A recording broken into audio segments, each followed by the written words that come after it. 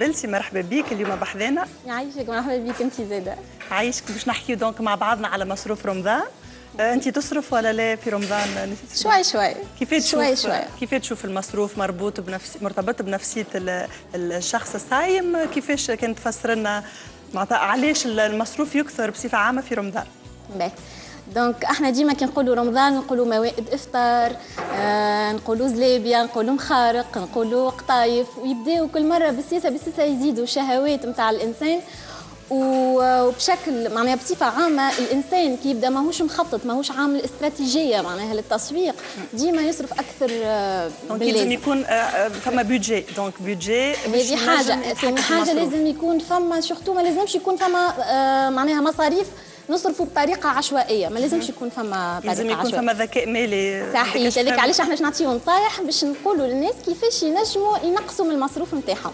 صدقيني انا اللي قدامك ملكه العشوائيه.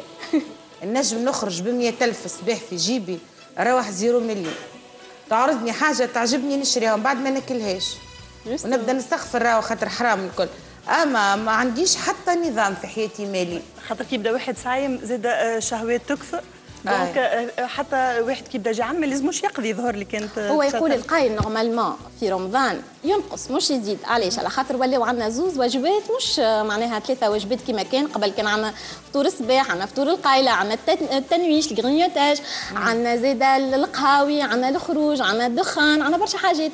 باغ كونتخ في رمضان نقصوا ولاو عندنا كان زوز وجبات اللي هي وجبه شقل الفطر ووجبه السحور. السحور انكور ما تحسبهاش برشا، خاطر فما برشا ما يتسحروش. كل ما يتسحروا، انا واحده من الناس ما نتسحرش. معناها نحاول ناكل الحاجه بعد شق الفطر قبل ما نرقد، ومش ديما ناجحه الحكايه. ساعات والله العظيم من شق الفطر نقعد شق الفطر من غدوه ما يديكمش سمينه راه والله.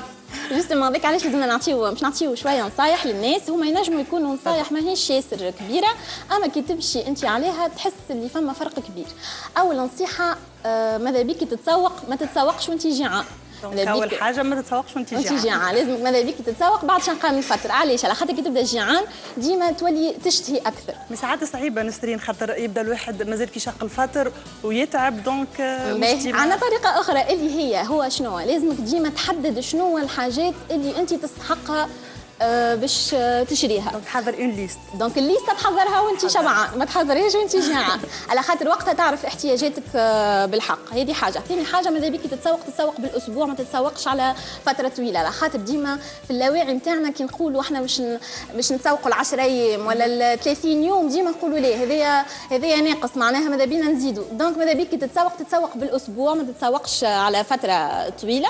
وكي تتسوق ماذا بيك زاده كي القائمه نتاعك تكتب فيها بالضبط شنو تستحق، قداش من علبه طماطم، قداش من، فهمت معناها بالضبط. ما تاخذش قضيه ناقصه ولا زايده ولا ترجع، يكون بالضبط قد. هذه حاجه لازم يكون كل شيء مقيد، هذه حاجه. وتزيد تحدد البودجي نتاعك قداش يستحق معناها هذا اللي باش تشريه قداش. ومع البودجي نتاعك ماذا بيك بعد ما انت حددت قداش باش تتكلف، ماذا بيك ما تخرجش لي كارت بانكير نتاعك. معناها انت مثلا تكلفت لك القضيه هذه باش تكلف لك ب 80 دينار، تمشي تقضي كان ب 80 دينار، ما تهزش لي كارت بانكير، على خاطر كي تهز لي كارت بانكير نتاعك باش تزيد تصرف اكثر، وباش تقول هذا بالك شي انا تعجبني، هذا بالك شي انا الاغراءات. اما ساعات يبداو فما دي زوفر في لي ماغازان، دونك كارت بانكير. انا سيدنا خيتي هاوش كلمك حد توا يقول لك عنده كارت بانكير يصرف فيها ولا الو زملائنا في زويتن بالله ناقص شويه حس، خلينا نسمعوا الو عسلامة منولة. عسلامة مدام، شكون معانا؟ معك مدام مروة. مدام مروة مرحبا بيك. وبيك يعيشك يا منولة يا عسلة. يعيشك نعرف ميرسي يا ما يعيشك يعطيك الصحة. يا مروة أنت متزوجة؟ أي متزوجة. وعندك صغيرات؟ عندي 2 وليدات. ربي يفضلهم لك ان شاء الله ويفرحك بيهم يا ربي. يا مروه عايش اختي، احكي لي على مصروف رمضان، احكي لي. مصروف غير عادي على الاخر. هاي معاك مدام نسرين تو تقول لك ايش تعمل بالضبط. احكي لنا كيفاش تصرف، قديش تصرف مثلا؟ والله كل نهار وقسموا ما بين 30 35 40 هكاكا. في الشهر؟ في النهار قلت لك؟ اي في النهار. اي وعندك كارت بانكير مدام مروه؟ لا لا احسن، انت من غير كارت بانكير وحربتاه.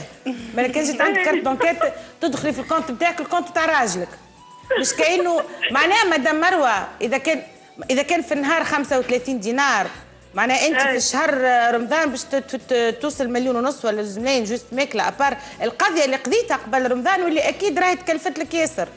معناها هذا المصروف. انا ما نقضيش قضيه قبل رمضان، انا نقضي في وسط رمضان كل يوم قضيه، كل يوم كل نهار بقسمه، كل يوم قضيته. واضح واضح. دونك شنو تقول لها نسرين؟ تقول لها مدام نسرين هي قاعده تصرف معناها تتسوق بطريقه عشوائيه، خاطر ما ينجمش يكون لو كانت عندها معناها ليسته محدده فيها بالضبط قداش تستحق امبوسيبل تكون تنجم معناها تصرف بالطريقه هذه. ثم حاجه اخرى اللي لازم تنصحها باش تقضي بالاسبوع كما قلنا اسبوعيا، وزيد تحدد شنو المستحقات نتاعها، مش تتسوق بطريقه عشوائيه. هذه حاجه. هي سامحني مدام نسرين، هي قالت لك انا راه ما قضيتش قضيه قبل رمضان، ما خزنتش ما ستوكيتش. نسلموا عليها مدام مروه علقت بالسلامه ونقولوا لها شهيه طيبه. هي قالت لك راني انا ما قضيتش قضيه قبل رمضان، خليت لرمضان وكل نهار وبطريقه عشوائيه. هذاك علاش هي تشري برشا حاجات، على خاطر العين تشتهي والنفس تشتهي. دونك ساعات انت تشتهي حاجات ومن بعديك تلقى روحك ما تستحقهمش. هذه حاجه. ثاني حاجه انت من قبيلك حكيت على لي زوفر الموجودين اللي يغريو الشخص كي يمشي يتسوق. وساعات انا ناخذ حاجه ما نستحقهاش، يقول لك مثلا انت تشري زوز الثالثه بلاش، اخكو انت ما تستحقهمش ثلاثه، معناها الثلاثه ديجا ما تستحقهمش. دونك انت ديجا كلفت على روحك مصروف انت معناها عنه ومش في حاجه ليه. هذه حاجه. ثاني حاجه الاكثر لي زوفر اللي يتعاملوا ساعات تلقى المنتوجات يكون مثلا تاريخ الصلاحيه نتاعو معناها يحب له شويه وقت ومن بعديك ما عادش نجم. هذه حاجه مهمه برشا، يلزم هذاك علاش لازم الناس تثبت في تاريخ الصلاحيه نتاع المنتوج، على خاطر بالطريقه هذه تخليك ديجا ما تشريش برشا حاجات وتاخذ قد الكميه اللي انت تستحقها. سورتو الكميه نسرين، انا معاك في الكميه، لانه ينجم واحد يشتري وياخذ برشا حاجات ما ينقص في الكميه، وبالتالي كي ينقص الكميه ينقص على قد احتياجاته. وثاني حاجه باش يزيد ينقص، ثم ساعات تلقى نفس المنتوج عنده نفس معناها الجوده، ولكن المنتوج الثاني يكون اغلى على خاطر يكون فما مثلا اسم الماركه ولا الاعلانات اللي صرفها هو على المنتوج نتاعو. دونك تلقى بنفس معناها عنده نفس القيمه ونفس الجوده، ولكن السوم يكون غالي. دونك احنا ماذا بينا ناخذوا المنتوج اللي يكون اقل وعنده نفس الجوده. نشكروك نسرين على النصائح. فماشي حاجه اخرى تحب تقولها للمشاهدين اللي في رمضان يكثر مصروفهم؟ دونك فماشي نصيحه اخيره؟ فما نصيحة أخيرة وهي تخص الماكلة. وقت شقن الفطر الإنسان كي يبدا ياكل، ساعات يبدا ياكل بزربة، دونك ما يبقاش الوقت مش إنه يطعم الماكلة اللي باش ياكلها، وبالسياسة دونك الهضم ما تخلصش. خاطر هي اون فيت شنو المعده باش تعطي معناها تنبيه للمخ انها شبعت، يحب لها شويه وقت. دونك انت كي تاكل بسرعه ما تخلطش، انت تنجم انت تكون شبعان وتزيد تاكل انت فوق الاحتياجات نتاعك. تاكل كميه اكثر في تاكل كميه اكثر. هذا باش نحكيو عليهم بعد. انت تاكل بالسياسه تشبع في ساعه وتنقص في المصروف وتنقص في الماكله وتنقص من المشتريات وهكاك. مدام نسرين انت شكون بعثك بالضبط؟ بالحق شكون بعثك وعطيتك هلا خاطر تحكي عليا انا؟ قالت بعث القناه. بعثتك لي انا خاطرك حسيتك تحكي عليا انا المصروف العشوائي، انا ما نقضيش قضيه قبل رمضان، انا نجي كل يوم في رمضان نشري الحاجه اللي تعجبني. انا يمكن والله اي شكه. وتعرفي اللي كنتي تحكي فيها ذاك هو يقول الله اكبر وانا كله في جرة بعضه باش نخلط نشرب شريبتك الماء ونعمل لك القهوه.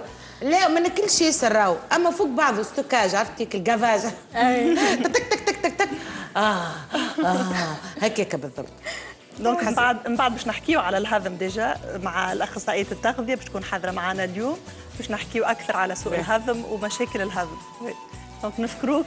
يعيشك يا نسرين يا مزيانه. في الروايح لبدينا توا. انا سامحوني انا ما نجمش نشد روحي، انا باش نمشي حدا الشيفان. نحب نسلم عليك نسرين برشا ونقول لك اتو تالور.